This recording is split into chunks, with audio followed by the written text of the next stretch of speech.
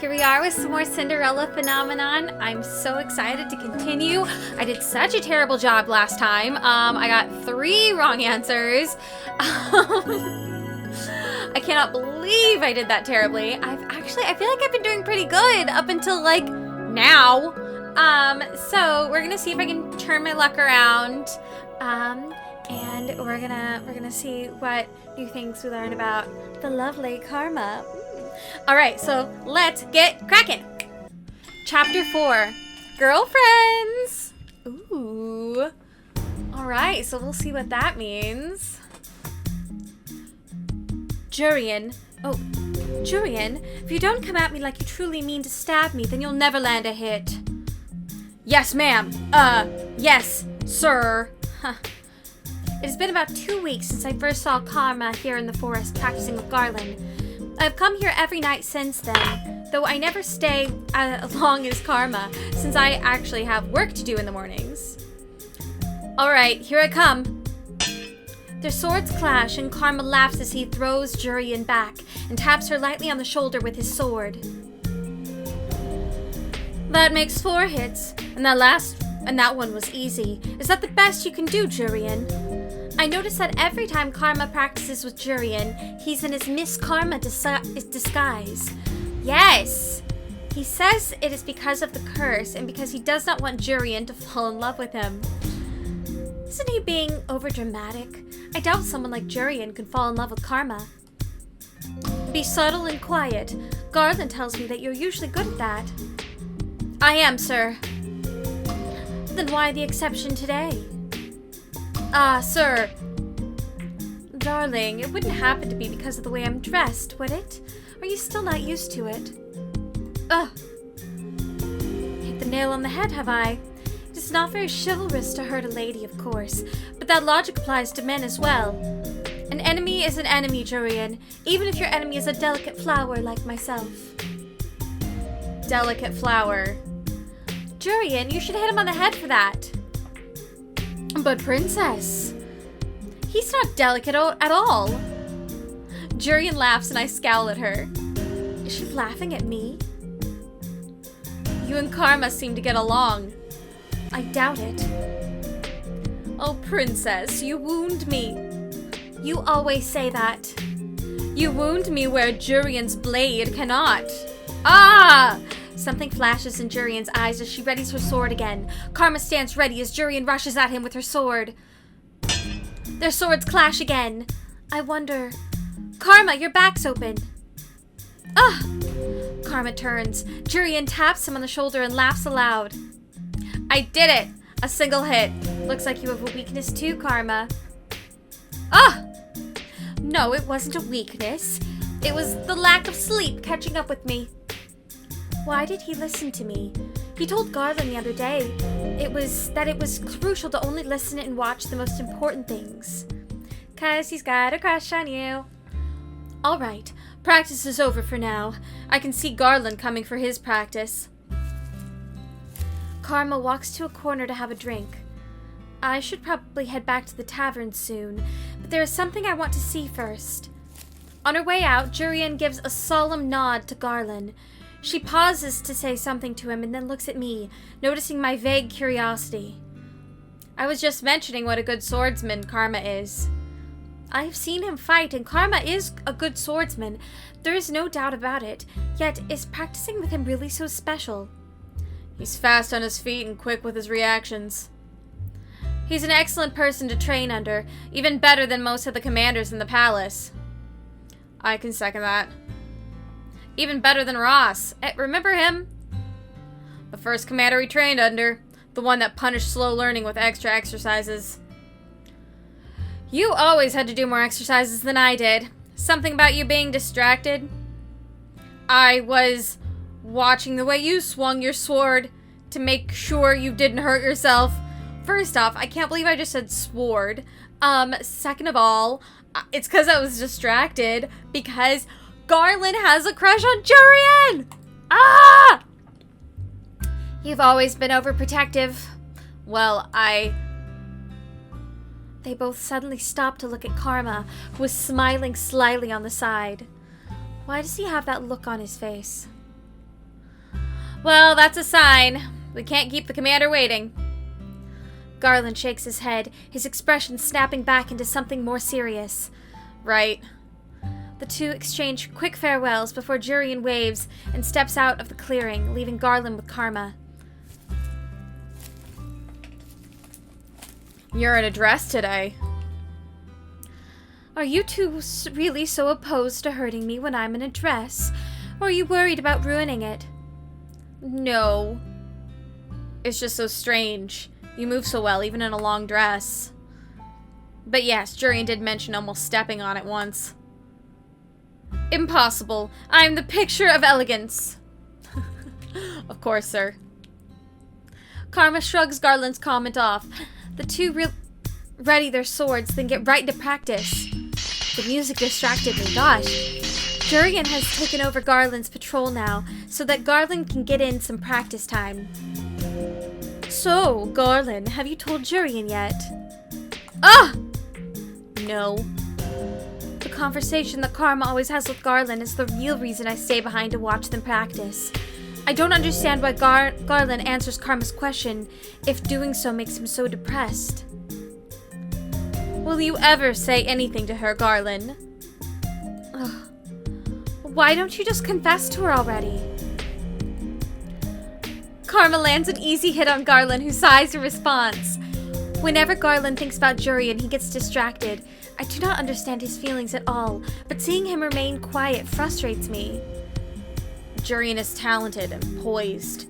I could never be good enough for her. You'll never win a woman's heart if you don't compliment her looks as well, Garland. Well, she's pretty too. Beautiful. And then there's me. Ah! Aren't they both knights? Haven't they been training together for a long time? Just say something to her. I know my gut's been bad lately, but just say something. Just say something to her. Well, all you ever do is talk about her. Even Karma says your concentration is lacking because she is always on your mind. Ugh. So just tell her. If she doesn't like you back, then that's it. If she doesn't like me back. Confessions are hard, Princess. Very tedious. You are only saying that because you're dramatic about everything. The very nature of love is dramatic, darling. But enough idle chatter, sir. Let us continue our training. I end up staying longer than I intended. By the time I consider returning to the tavern, Garland and Karma are wrapping up for the night. I have a question for Karma, so I wait until Garland leaves before I approach him. You're still here, Princess. Were you seeking out alone time with me by chance? I have enough of that every day when we run errands. I just have a question for you. You always come to the right person. What can I do for you, Princess April? You ask Garland the same question every time you train, and he always tells you that he cannot confess. Karma nods in acknowledgement, but his attention is on his sword.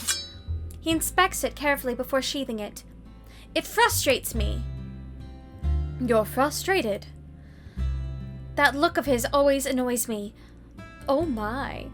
It is annoying. Did you want to ask me why he won't confess because you're so frustrated? Yes. I suppose after almost 2 months I do know you a bit better.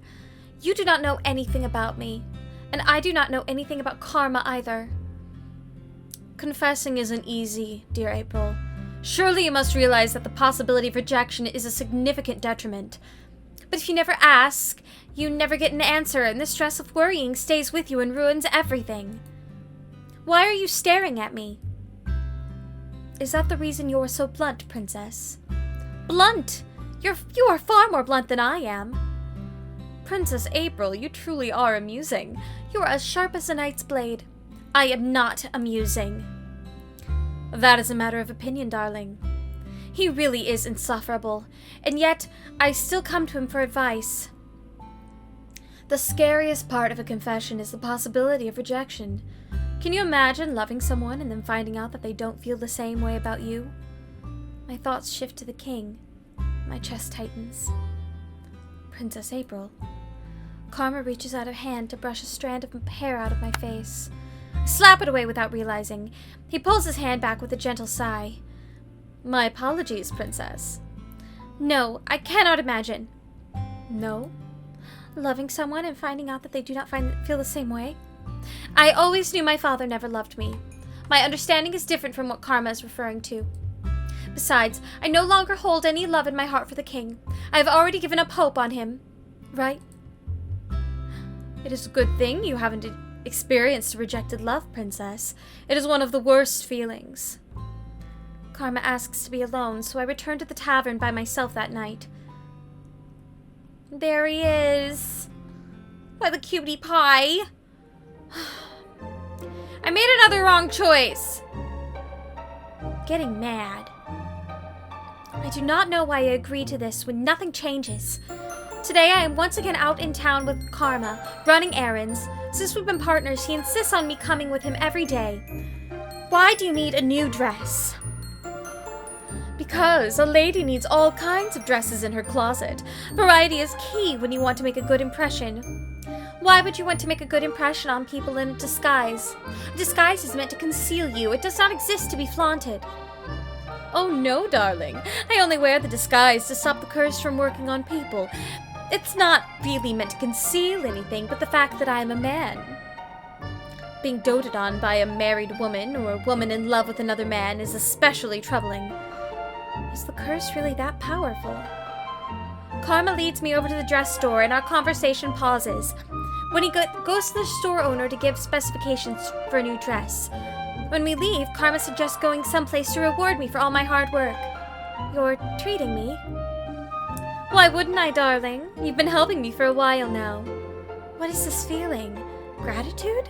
But Karma does owe me for everything I've done for him, so why do I feel like this?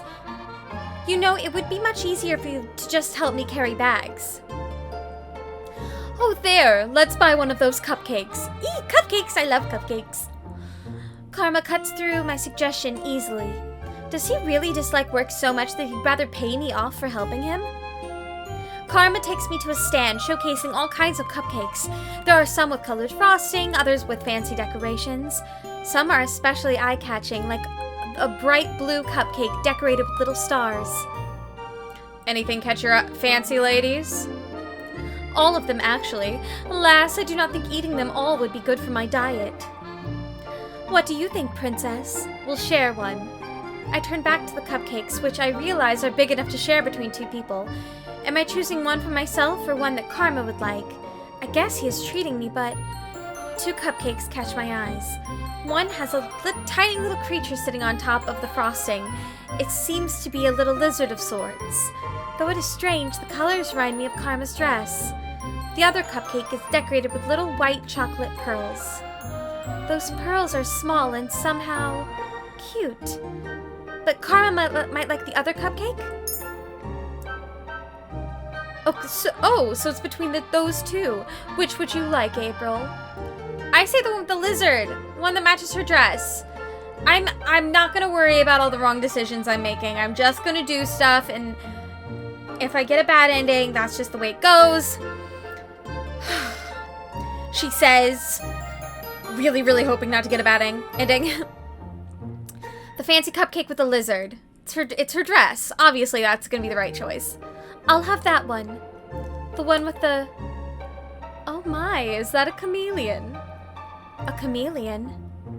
It is a chameleon. Oh, that's adorable. Sir, we'll take one of those. I was thinking he'd like it for the colors, not the chameleon, whatever that is. Hey! Oh my god, April's first right choice of the game. Oh my god. Cannot believe that it took me that long. Let's go enjoy this somewhere else, shall we? Karma leads me to the middle of the plaza, and the two of us find a table. He walks off to get a fork and knife before returning and handing a set to me. Do we really need a knife and fork to eat a cupcake? So, before we got your dress and you distracted me with the cupcakes, we were talking about your curse. Were we? It's not an interesting topic. I was glad we'd gotten off that tangent, to be honest. Why don't you want to talk about it? Oh, sorry. You have your secrets just as I do, Princess. But the whole point of pairing up is to help each other with our curses. Princess, you want to help me? Only because it is necessary that I help him so he can help me. I haven't made any progress helping you, though. You said you would provide me with opportunities. I'm not very good at that, am I?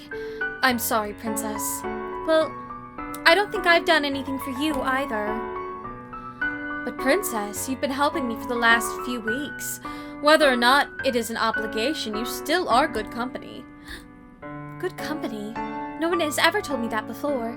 They only chide me for being difficult to speak with. Aww! Eating the lizard cupcake. Karma starts cutting the cupcake, his knife sliding through frosting and cake with ease. I've definitely never seen such refined manners for a simple dessert. What was your life like before the curse, Princess? I have no need to tell you any of that. No, it's not necessary, but I am curious. Would I be doing a good deed in telling him? I don't think so. How about we trade off, fact for a fact? You give me a story today, and I'll give you one tomorrow. What makes you think I am interested in your life? Oh, April, come on! Well, you do keep asking me about my curse. Only because we are working on breaking our curses. Okay then, we won't talk about the past or any secrets. We can talk about this cupcake instead. What? Why does he always insist on changing the topic? Karma cuts the chameleon on top in half. I notice that he gives himself the head, which is a lot cuter, while I get stuck with the tail. Chameleons are little lizards that can blend into their surroundings. Is he willing to go this far to avoid the subject? When I was a child, my father used to call me a chameleon. What? I hid a lot to avoid responsibilities. Oftentimes, no one could find me, not my father nor the servants. If he had servants, then that makes him a noble? One day, I was out searching for a mythical creature in our garden, and I came upon the chameleon. It was a silly, small little lizard, but I'd only found it because I was looking for something fantastic. The lizard on the cupcake does not seem all that fantastic. My father explained what it was to me, and then he started calling me his silly little chameleon. It was ridiculous, but he said I was always very good at hiding, so it suited me. What is it, Princess? It seems like you are still good at hiding. You hide behind your disguise and keep many secrets. I suppose I'm still a chameleon, then. I don't think that nickname makes any sense. Sometimes they don't have to. Nicknames don't have to make sense to be endearing, Princess. Can we please just get back to the subject at hand? Yes, this cupcake. If you insist on sharing a story for a story, then I will tell you something about me. Oh? You didn't seem the type to want to share. I normally do not see any reason for sharing things about my past, no. Mother once told me that to confide in someone else was a weakness. But more than that, I was always worried that others would judge me. No one has ever wanted to listen to me. I know enough about others' opinions of me to know that they think I am the one at fault. Always. I wouldn't judge you, Princess. Aww. I mean, I wouldn't judge you for not wanting to say anything to me. I divulge nothing to you, after all. A story for a story. That is the deal, right? I expect you to keep to it. Or rather, a fact for a fact. It is not like I have to tell him everything, just something about myself. I will tell you about my life at the palace. It is not as if it is a secret, though I doubt Karma will understand. Ever since Mother died, the palace has been a cold place. Why the surprise? Is it because you see Emmeline and Rod and assume we are all one big happy family? I do have to admit that Princess Emmeline seems quite gentle. Prince Rod is quiet, but he seems like an honorable man. When I saw you and the princess at the dress store, Princess Emmeline seemed very nice. Is she not? Her kindness is fragile at best. She tries far too hard for it to be genuine. Her insistence is irritating. I've never wanted to be friends with her. Oh, that's so hard to hear after just finishing Rod's path. Ah! Let me get this knife out of my heart. The king took a second wife after my mother died, as if she never mattered to him. Karma is silent, and I continue to talk, my emotions loosening my tongue. I'd meant to stop there, but the words keep coming. The only one who ever showed me any affection in the palace was Mother. The king never paid much attention to me in the first place, but he treats Rod and Emmeline far better than he has ever treated me. What was your mother like? All of my fondest memories are of her. She was always with me in the palace, teaching me right from wrong. She taught me how not to show weakness, who to speak with. Who to speak with? Needless conversation is useless. People are often very likely to lead you astray. That was the reason I never saw any reason to speak with the townsfolk. Will you judge me as everyone else does? No, Princess, I'm not judging you. I'm just a little sad. Sad? Why would he be sad? It sounds as if you lived an empty life. It was not an empty life. But it sounds as if your mother separated you from everyone. It wasn't as if the townsfolk would have accepted me anyway. Mother said they were not to be trusted. Princess, about your mother, I will not hear you speak ill of Mother. No, I only had a question about your mother. Karma coughs, and I pause to stare at him as he clears his throat. What is it? This... Oh, gods. I hear the change immediately. His voice is lower, far lower. Oh god, I should have done that differently. Wait, I'm going back. Oh, gods. I hear the change immediately. His voice is lower, far lower, the soft gentleness gone. Karma puts a hand to his throat and grumbles. Karma's voice is teetering on the edge of sounding unmistakably male. I've always wondered how he was able to change his voice, but I always forget to ask him about it. What happened to your voice? Oh, it's Miss Karma! I turn to see a young market girl approaching us. She looks at Karma adoringly.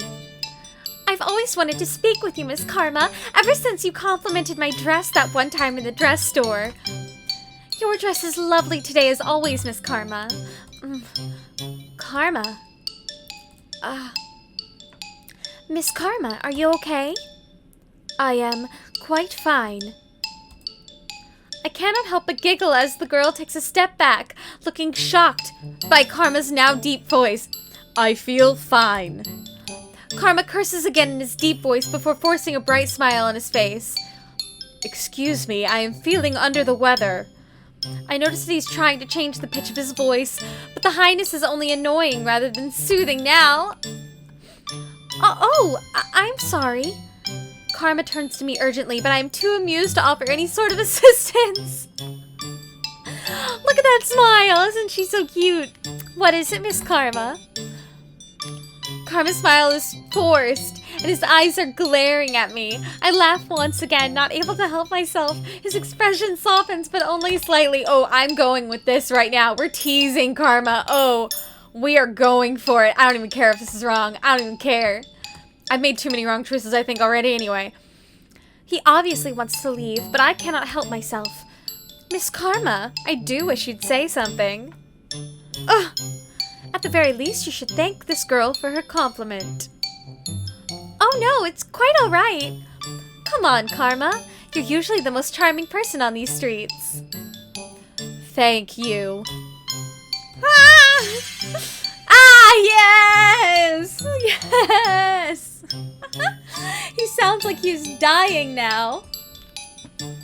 I cannot help but start laughing again. The small annoyance on Karma's face seems to dissipate completely. Leaving. He takes my hand and curtsies politely to the girl as he pulls me away. Karma, you sound sick. It's run out. Run out? The potion Parfait makes for me. I must have talked too much. You talk too much. Karma puts a finger to his lips as we stroll through the town. He shakes his head, making it clear that he won't speak to me until later.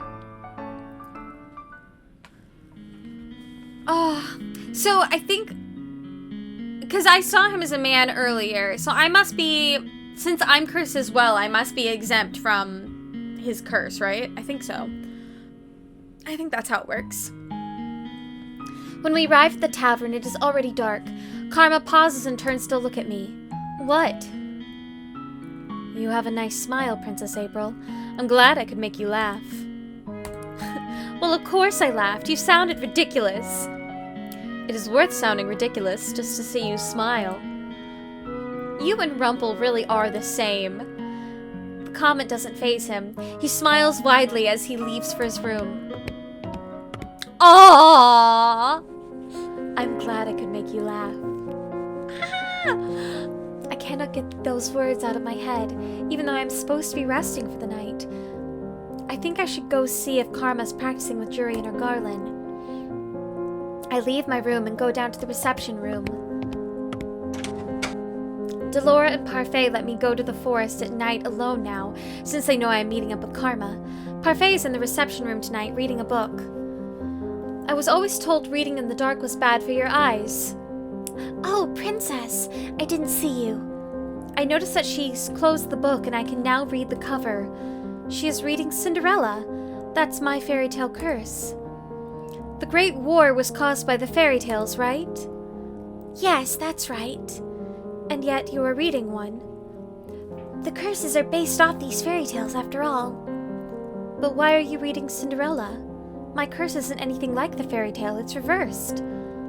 True, but the morals remain the same. In order to become Cinderella, you must be good like her. Cinderella had everything handed to her by a fairy godmother. I had everything taken away. Princess, have you truly had everything taken away from you? Compared to what I used to have, what I have now might as well be nothing. You have friendships and people who enjoy your company. No one in this tavern truly enjoys my company. Are you sure about that, Princess? I think you just have difficulty trusting that we all like you. Like me? Why would you like me? You've become like family here. I haven't even been here that long. It doesn't matter. Everyone here at the Marchen is family. Family. You were saying that everyone at the Marchen is like family. Princess, you're one of my boarders. You're more than just a regular here. You live here with us. So like I said, you're family. I speak more with the people here than I have ever spoken to my own family. In the palace, I was always alone. The only person I could speak with was Fritz. Are you gonna watch Karma practice? I nod in response. Be safe, Princess.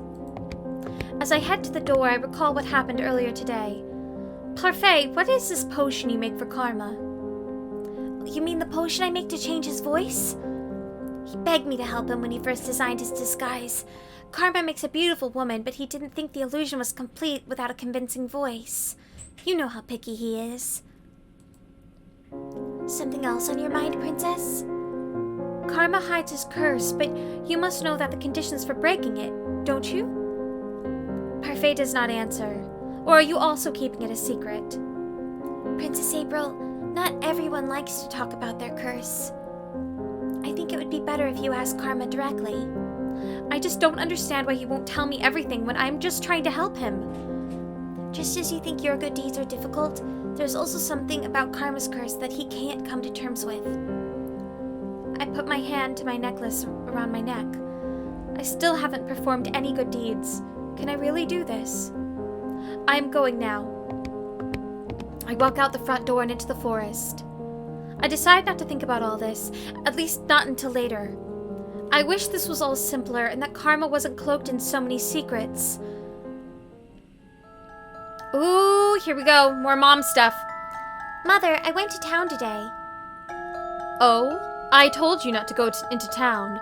Did your father take you? He told me that it would be fun. And was it? No. Everyone looked really angry at me and I don't know why. I've told you before, haven't I, dearest one? The townsfolk are jealous of you. Jealous? They are bitter about their lot in life, and because of that, they will seek to use you for your status. You cannot trust them, April. You cannot trust anyone but me. Trusting others will only lead to heartbreak, April. You need only trust me, because I will never hurt you. Oof. Alright, here's where we're stopping for today. Things are heating up. Oh my goodness gracious. I'm so glad that I'm not playing this one first. I'm glad that I already know my mom was a witch. I really like Karma. I'm interested to see how this progresses. It's gonna be really fun. Feel free to subscribe, like, comment, ring the bell for notifications when I post a new video. Yeah, thank you so much for joining me, and I hope to see you next time. Bye!